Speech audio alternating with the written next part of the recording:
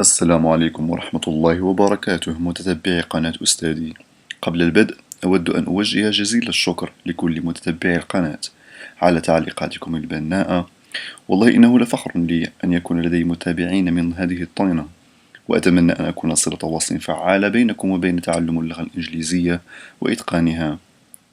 على بركة الله نبدأ حلقتنا لليوم. موضوع حلقتنا لليوم هو موضوع يشغل العالم كله، ألا وهو سبب انهيار سعر النفط الأمريكي وبعض تداعياته على الشركات العاملة في مجال الطاقة. الكل يترقب الأحداث المتوالية والصادمة.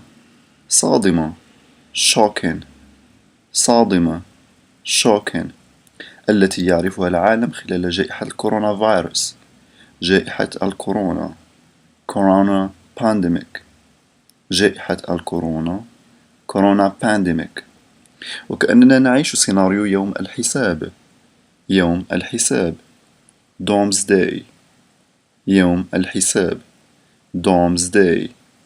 فقبل أسابيع تحدثت الصحافة عن انهيار متوقع للاقتصاد العالمي. انهيار collapse، انهيار collapse. متوقع expected، متوقع expected.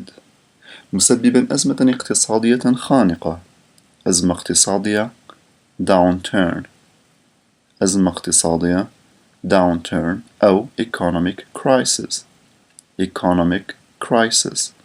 خانقة suffocating، خانقة suffocating. قد تؤدي بالعديد من الشركات إلى إغلاق أبوابها نهائيا أو إعلان إفلاسها. إفلاس bankruptcy، إفلاس bankruptcy. وها نحن ذا تارة أخرى نهلع بتدني ثمن برميل النفط إلى أدنى المستويات لم يشهد التاريخ مثيلا لها. برميل barrel، برميل barrel. نفط oil، نفط oil. خام crude، خام crude.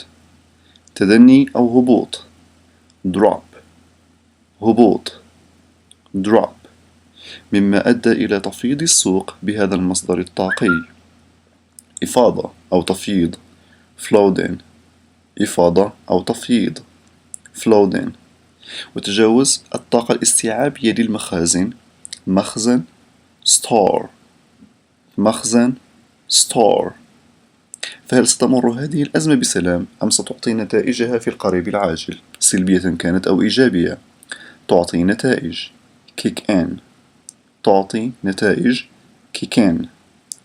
وستكون حدثا لا تحمد عقباه، حدث لا تحمد عقباه black swan.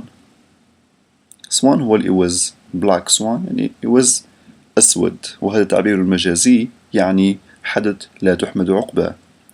إذن الكلمات المفتاحية لمقالنا لليوم هي shocking، صادم، كورونا pandemic، جائحة كورونا، Doomsday، يوم الحساب، collapse، انهيار، expected، متوقع، downturn، أزمة، bankruptcy، إفلاس، barrel، برميل، oil، نفط، crude، خام، flooding، تفيض، flooding، تفيض أو إفاضة، من أفاض يفيض. store، مخزن، store، مخزن. kick in، تعطي نتائج، kick in أو kick in، تعطي نتائج. black swan هو حدث غير متوقع ولا تحمد عقباه، وكما قلنا قبل قليل فهو تعبير مجازي. جيد، الآن لنمر إلى مقالنا لليوم. إذن سنبدأ مقالنا لليوم، وهو عبارة عن مقال لسينان بزنس سيكشن، والمقال معنون ب Oil prices turned negative. Hundreds of US oil companies could go bankrupt. oil prices أسعار النفط. أسعار النفط oil prices turned negative أصبحت turned في سياقات متعددة يكون لديها معنى أصبحت turned negative أصبحت سلبية. Hundreds of US oil companies مئات hundreds of US oil companies شركات النفط الأمريكية could go bankrupt قد تعلن إفلاسها go bankrupt تعلن إفلاسها. جيد، الآن لنمر لموضوع المقال. So, in New York, CNN business, the American oil industry is facing a doomsday scenario. The American oil industry الصناعة البترولية الأمريكية. دائما عندما نتحدث عن اللغة الإنجليزية فإننا نقوم بعكس الجملة. The American oil industry, it's industry, oil the American. الصناعة industry, oil النفطية, American الأمريكية. The American oil industry is facing تواجه ماذا؟ a doomsday scenario. doomsday كما شرحنا من قبل فهو يوم الحساب. So تواجه سيناريو يوم الحساب أو يوم القيامة. The coronavirus pandemic جائحة الكورونا virus has caused oil demand to drop so rapidly that the world is running out of rooms to store barrels. So, has caused تسببت في ماذا؟ oil demand to drop يعني هبوط أو تدني الطلب على البترول. has caused oil demand to drop بأي طريقة so rapidly بشكل سريع that the world is running out that كنا شرحناها في المقال السابق that حيث أو بحيث the world is running out of room to store barrels.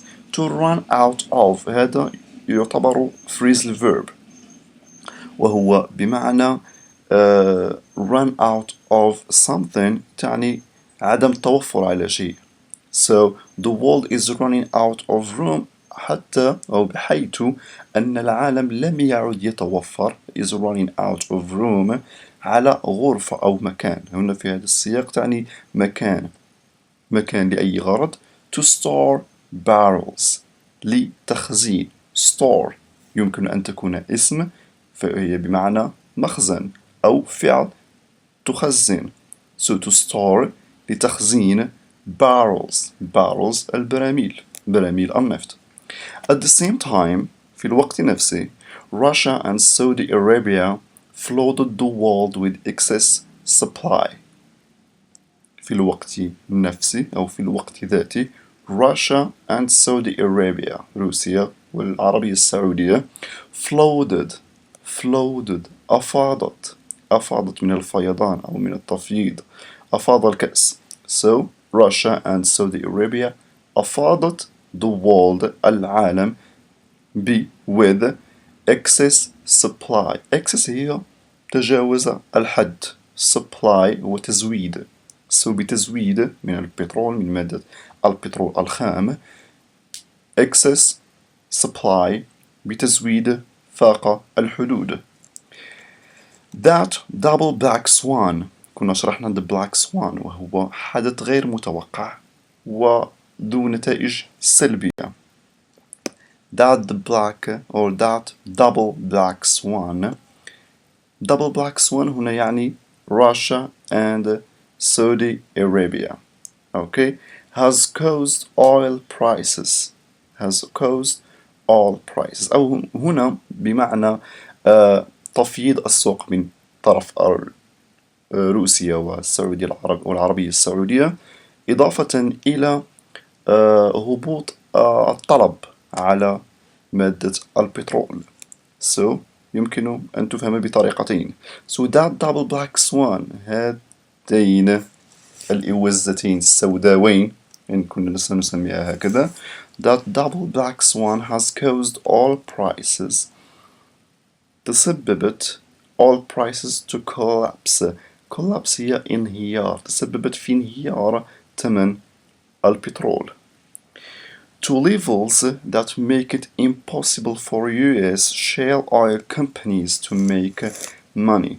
To levels إلى درجة أو إلى درجات that make it impossible جعلت من المستحيل for US shale oil companies من شركات البترول البترول الصخري الأمريكية shale صخري companies شركات البترول الصخري الأمريكية من المستحيل to make it impossible to make money حصول على الأموال أو حصول على الأرباح في هذا السياق.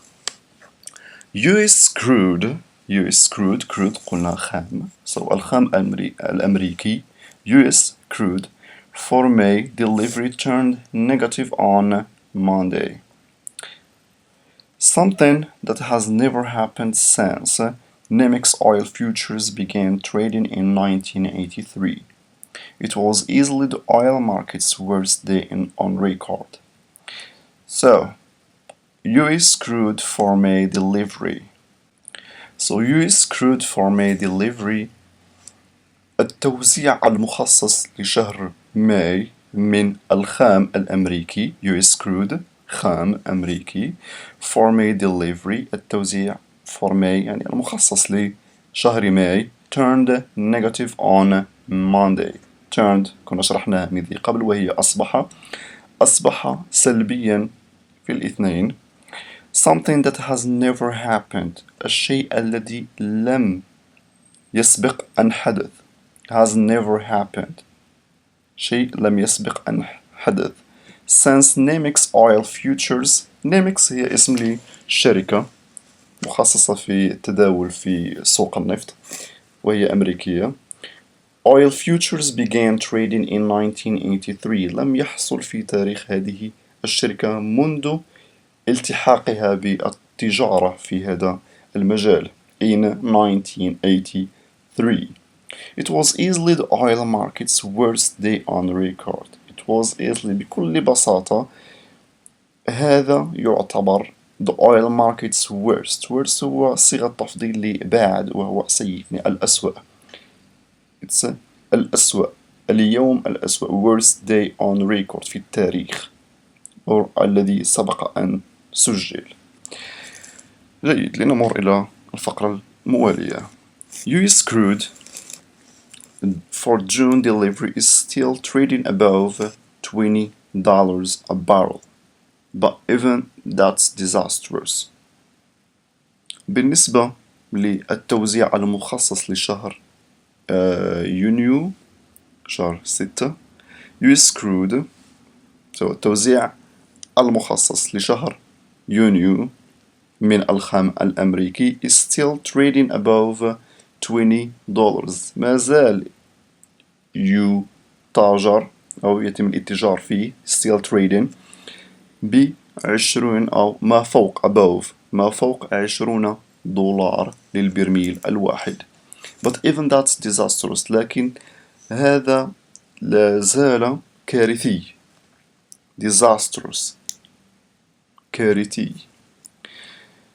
$30 is already quite bad. $30 is already quite bad. $30 البرميل الواحد is already quite bad. يعني ما زال سيء. But once you get to $20 or even 10 it's a complete nightmare. يعني $30 هي سيئة. But once you get to 20 or even $10 حينما تصل ل20 أو $10 it's a complete nightmare. complete هي متكامل. nightmare هو كابوس متكامل. it's a complete nightmare. من قال هذا؟ قالها Artem Abramov, Head of Shell Research of Restart Energy. Restart Energy هي ليست عبارة عن شركة، ولكن هي لنقول أنها منظمة تعمل في مجال إحصاءات الاتجار في البترول، وهي أمريكية ومستقلة، ليست حكومية، هي شركة مستقلة. جيد، لنمر للنقطة الموالية. So, many oil companies took on too much debt during the good times. Many oil companies, many العديد من الشركات البترولية. Oil companies الشركات البترولية أو الشركات التي تعمل في مجال البترول took on too much debt during the good times. حصلت took on take في الماضي took on too much حصلت على العديد من الدبت هو قرض، العديد من القروض أو قرض كبير too much debt قرض كبير during the good times. The good times يعني الأيام الخوالي. Some of them won't be able to survive this historic downturn. Some of them يعني some of these companies won't be able to survive لن تستطيع التعايش to survive التعايش.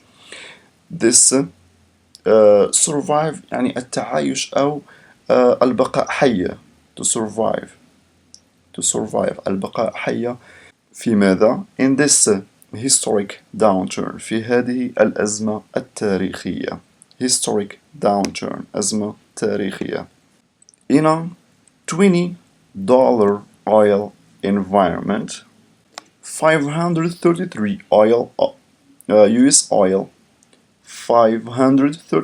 US oil exploration and production companies will file for bankruptcy by the end of 2021. So in a $20 oil environment, يعني في هذا السياق environment in a $20 oil environment في محيط $20 بالنسبة للبترول 533 US oil exploration and production companies 533 شركة تنقيب وإنتاج exploration تنقيب production إنتاج شركات التنقيب والإنتاج 533 شركة تنقيب وإنتاج أمريكية will file يعني ملف، إن استعملناها كفعل فإننا نقصد file يعني تتقدم بشيء ما. So will file for what? For bankruptcy ستتقدم للإفلاس by the end of 2021 مع نهاية 2021 according to Restart Energy. تحدثنا عن Restart Energy في السابق. At $10 there would be more than 1,100 bankruptcies. تحدثنا عن من ذي قبل عن $20 ماذا سيحدث؟ 533 شركة تنقيب وإنتاج ستعلن إفلاسها، ولكن إن حدث ووصل سعر البرميل إلى $10 سيكون هناك أكثر there would be more than 1,100 bankruptcies سيكون هناك أكثر من 1100 إفلاس لشركة التنقيب والإنتاج. Restart estimates يعني تتوقع estimate تتوقع. At $10 almost every US E&P يعني وهذا E&P تعني E is exploration تنقيب P is production. So US E&P وهذا يستعمل في اللغة الأمريكية كثيرا يعني يكون اختصار للكلمات. So US E&P company that has debt will have to file Chapter 11 or consider strategic opportunities, Abramov said. So at $10 حينما يصل الحد أو السعر إلى $10 almost تقريبا جل almost every US E&P company that has debt التي لديها قرض will have to file سيكون من الواجب عليها will have to file chapter ستقدم لي chapter الفصل 11 chapter 11 chapter 11 هو فصل في الاقتصاد الأمريكي يقوم بحماية الشركات ويعيد برمجة العقود بين البنوك والشركات فيما يخص القروض. Chapter 11 or consider strategic opportunities أو العمل أو الانتباه consider أو الأخذ بعين الاعتبار consider strategic opportunities يعني فرص استراتيجية مثلا ستكون مقدمة من الحكومة الأمريكية أو من البنوك. أبراموف said. جيد، أظن أننا سنكتفي بهذا القدر لليوم. شكرا على المتابعة. إذا أعجبكم الفيديو لا تنسوا مشاركته مع أصدقائكم، وفضلا وليس أمرا الضغط على زر المشاركة subscribe ولايك إذا أعجبكم الفيديو، ولا تبخلوا علينا بتعليقاتكم الرائعة. شكرا للمتابعة وإلى لقاء آخر إن شاء الله. رافقتكم السلام.